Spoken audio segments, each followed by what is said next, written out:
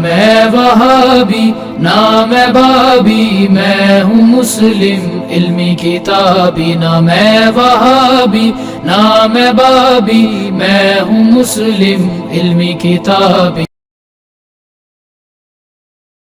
بسم اللہ الرحمن الرحیم۔ السلام علیکم معزز ناظرین، میں ہوں بلال قریشی اور میرے ساتھ ہیں شاہد محمود صاحب، اور آپ دیکھ رہے ہیں ہمارا YouTube channel Shahid and Bilal official.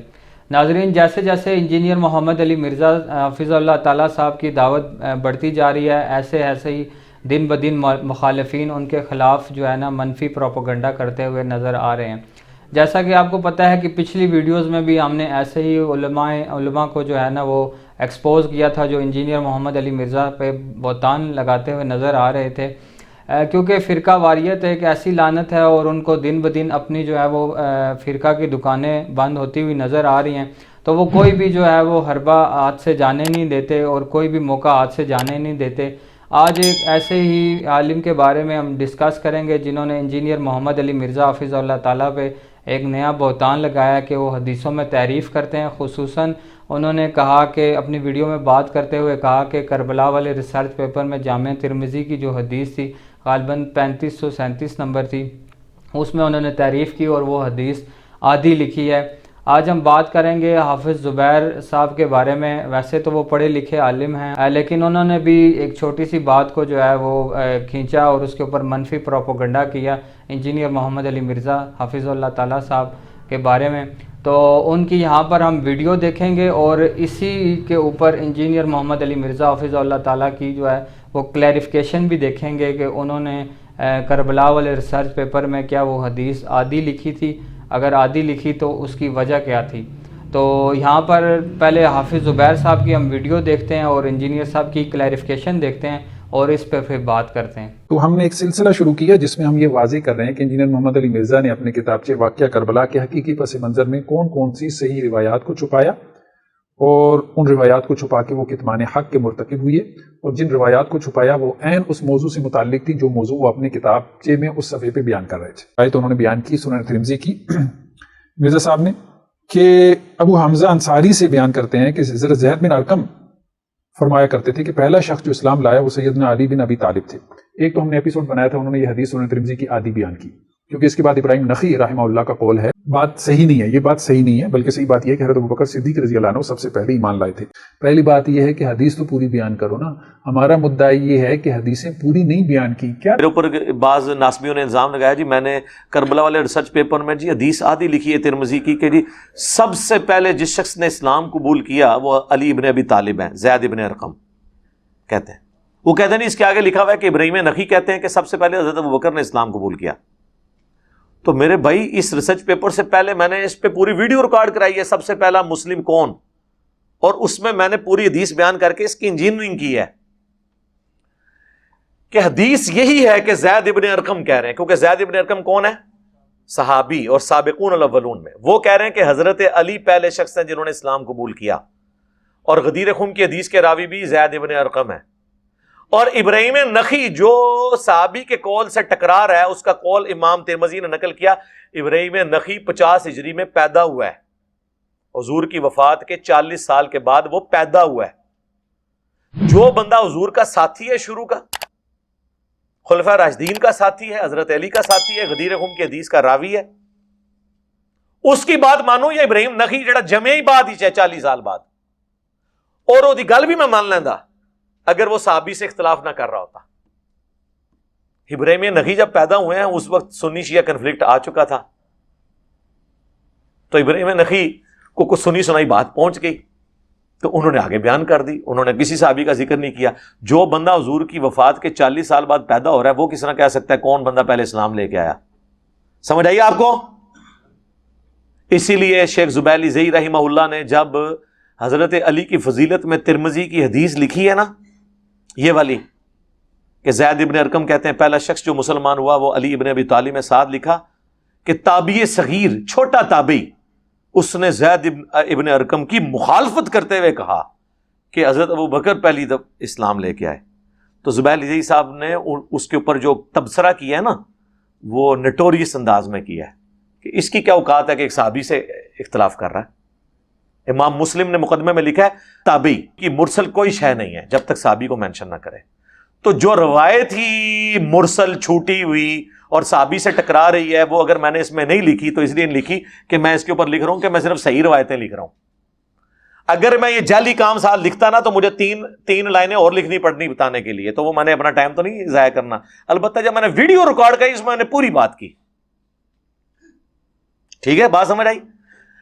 جی ناظرین, آپ نے یہاں جو ہے وہ حافظ زبیر صاحب کا بھی ویڈیو کلپ دیکھا جس میں وہ الزام لگاتے ہوئے نظر آ رہے ہیں, اور انجینئر محمد علی مرزا حافظ اللہ تعالیٰ صاحب کی اس کے اوپر وضاحت بھی دیکھ لی کہ انہوں نے صحابی کا قول لیا ہے حضرت زید بن ارقم رضی اللہ تعالیٰ عنہ کو, کیونکہ انہوں نے جو ہے وہ حضرت عمر, حضرت ابو بکر صدیق رضی اللہ تعالیٰ عنہ, حضرت علی اور حضرت عثمان رضی اللہ عنہ کا جو ہے نا وہ زمانہ پایا ہے. اس کے مقابلے میں جو ابراہیم نخعی تابعی ہیں رحمۃ اللہ تعالیٰ علیہ, انہوں نے یہ زمانہ ہی نہیں پایا. تو اس کے اوپر میں یہاں پر آپ کو ریکمینڈ کروں گا کہ انجینئر صاحب کی ایک ویڈیو ہے کہ سب سے پہلے مسلمان کون ہوا, جس کے اوپر انہوں نے ڈیٹیلز میں یہ لیکچر جو ہے نا ریکارڈ کروایا صحیح حدیث کی روشنی میں. اس کا لنک ہم ڈسکرپشن میں بھی ڈال دیں گے, آپ وہ لیکچر ضرور دیکھیں. اس ویڈیو میں بھی جو انجینئر صاحب نے یہ ساری چیزیں جو ہے نا وہ بیان کی ہیں, تو آپ وہ ویڈیو ضرور دیکھیں. یہ جو حدیث میں نے بیان کی ہے نا چوتھے نمبر کے اوپر, یہ کم از کم 7 کتابوں میں ہے. عفیف بن عمر الکندی کی 7 محدثین کی تصحیح, اور پھر اس کے بعد اس حدیث کو نقل کر کے ہمارے تمام محدثین اور سیرت نگاروں نے اس کے کانٹیکسٹ میں زمانی ترتیب بھی لکھی ہے. حدیث کی کتاب میں دلائل النبوہ میں 471 نمبر کے اوپر اس کے نیچے کامنٹس موجود ہیں. امام المغازی سیدنا امام محمد بن اسحاق المتوفہ 150 ہجری, جو انس بن مالک کے شاگرد ہیں, جن کو کہا جاتا ہے سیرت, ساری سیرت کی کتابیں انہی سے ہیں. سیرت ابن اسحاق ہو یا اسی کی تلخیص سے آگے سیرت ابن ہشام ہو, یہ باقی سیرت کے اوپر یہ امام ہے. ان کے کامنٹس دلائل النبوہ حدیث کی کتاب میں انشاءاللہ ہم JPG میں ایڈ بھی کر دیں گے. الاستیاب میں امام ابن عبد البر نے بھی نقل کیے, 463 ہجری میں یہ فوت ہوئے ہیں. تاریخ الخلفاء میں امام ذہبی نے بھی, ابن کثیر نے البدایہ والنہایہ میں, جسے ہم تاریخ ابن کثیر کہتے ہیں, اسد الغابہ میں 8000 صحابہ کے حالات زندگی ہیں, ابن اسیر نے نقل کیے ہیں, اس میں بھی لکھا. تاریخ دمشق میں, جسے تاریخ ابن عساکر بھی کہتے ہیں, اس میں بھی. تاریخ تبری میں بھی, جسے تاریخ الامم والملوک بھی کہتے ہیں, 310 ہجری میں فوت ہوئے امام تبری اہل سنت کے. ان سب نے اس کے نیچے کامنٹس کیے ہیں, ورڈ بائی ورڈ دلائل النبوہ 471 کے انڈر لکھے ہوئے ہیں. پہلا انسان جس نے رسول اللہ صلی اللہ علیہ وآلہ وسلم کی اتباع کی وہ سیدہ خدیجہ ہیں. اس کے بعد جن کا ایمان ذکر ہوا وہ علی ابن ابی طالب ہیں, وہ اس وقت 8 سے 10 سال کے تھے. اور اس کے بعد زید ابن خارجہ ہیں, اور پھر اس کے بعد سیدنا ابو بکر ہیں جو اپنی قوم کی پسندیدہ شخصیت ہے. تو زمانی ترتیب میں کیا بنا؟ سیدہ خدیجہ, سیدنا علی, سیدنا زید ابن حارثہ اور سیدنا ابو بکر الصدیق رضی اللہ عنہم اجمعین وعلیہم السلام اجمعین. لیکن اگر کیٹیگری کریں آپ سپیشیز کے پوائنٹ آف ویو سے, تو عورتوں میں سب سے پہلے سیدہ خدیجہ اور مردوں میں سب سے پہلے سیدنا علی. یہ تو انہوں نے ایک فرقہ وارانہ ڈھکوسلا بچا دیا نا کہ جی ہم ڈویژنز بنا لیتے ہیں کہ جی عورتوں میں سیدہ خدیجہ, بچوں میں سیدنا علی, اور آزاد کردہ غلاموں میں زید ابن حارثہ, اور مردوں میں سیدنا ابو بکر, تاکہ وہ جو فرقہ وارانہ دراڑ ہے نا سیدنا علی کو نیچے کرنے والی ناسبیت کی ایک سوچ وہ قائم رہے. لیکن سر ایس پلیٹ فارم تو یہ سارے پردے اٹھن گے. کیوں؟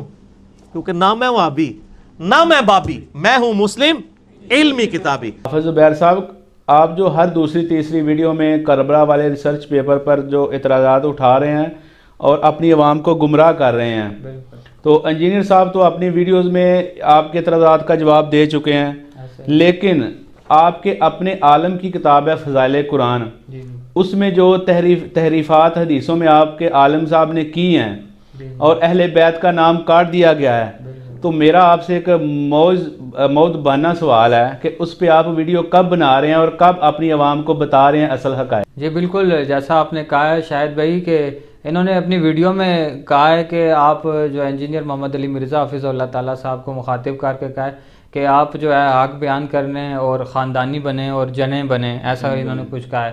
حق بیان وہ کرتا ہے جو خاندانی ہوتا ہے. ہوتا ہے. جنے بنے نا, جنے بنے. یہ حدیثیں بیان کریں ایز اٹ از بیان کر دیں, لیکن حق بات بیان کرنے کے حوالے سے نہیں. آپ کے اندر وہ جرت نہیں ہے, معذرت کے ساتھ ابھی آپ میں وہ جرت نہیں پیدا ہوئی. اس کے لیے اخلاقی جرت کی ضرورت ہے, اور اخلاقیات جو ہیں وہ خاندانی آدمیوں میں ہوتے ہیں, اور اللہ تعالیٰ جو ہے وہ خاندانی آدمی کو جو ہے وہ اخلاق عطا کرتے ہیں.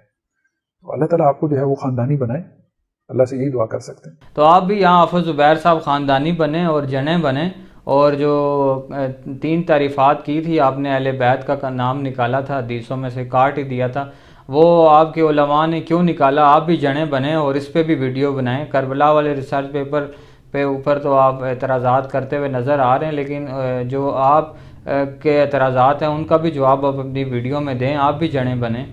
بلال بھائی انہوں نے فتوے بھی دیے ہیں, وہ آپ نے نا ویڈیو میں فتووں کا بھی ذکر کر رہے ہیں کہ جی دیوبند نے اور اہل حدیث نے کوئی فتویٰ دیا جو انجینئر صاحب کے متعلق ہے, ان کو اہل سنت سے خارج کیا کہ یہ گمراہ ہیں. بالکل. تو اگر انہی کے فتووں کو مان لیا جائے تو پھر ان کے دیوبند کے لوگوں نے بھی, ان کے علماء نے بھی فتوے دیے ہیں ان کے بارے میں کہ یہ خارجی ہیں, اہل حدیث کے بارے میں, اور شیطان بھی ان کو کہا ہے. تو پھر آپ وہ فتوے مان لیں تو پھر ہم بھی انجینئر صاحب کو اہل سنت سے جو ہے وہ خارج مان لیں گے, ہمیں بھی کوئی اعتراض نہیں. آپ پہلے ان کے فتوے بھی مانیں.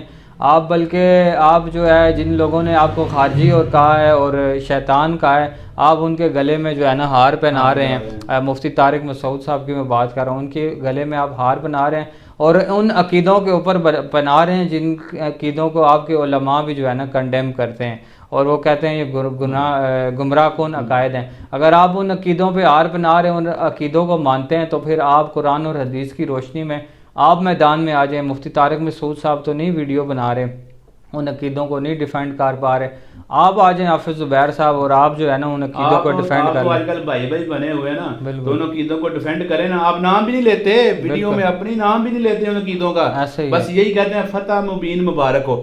بھائی کس چیز پہ فتح کی مبارکباد دے رہے ہو؟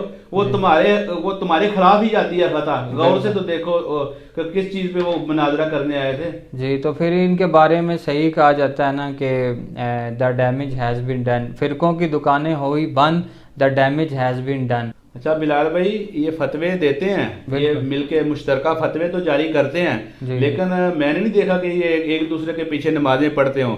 یہ سوشل میڈیا پہ ایک دوسرے کو مسلمان بھی کہتے ہیں, لیکن نمازیں ان کی آپ نہیں دیکھیں گے ایک دوسرے کے پیچھے. بالکل ایسے بغض انجینئر ہی کہیں گے اس کو. بغض انجینئر میں یہ ایک دوسرے کے ساتھ گٹھے تو ہو گئی, پی ڈی ایم تو بنا لی گئے, ہاں بالکل, اور ایک دوسرے کے پیچھے نمازیں پڑھنے کے بھی یہ جو ہیں قائل نہیں ہیں. تو آپ ان فتووں کو جو ہے نا وہ ان کے فتووں کو مان لیں, ایک دوسرے کے فتووں کو مان لیں, ہم آپ کے فتووں کو مان لیں گے. تو اسی کے ساتھ ہی بلال قریشی اور شاہد محمود صاحب کو اجازت دیجیے گا. ملیں گے انشاءاللہ آپ سے نیکسٹ ویڈیو میں, تب تک ہمیں دعاؤں میں یاد رکھیے گا. اللہ حافظ.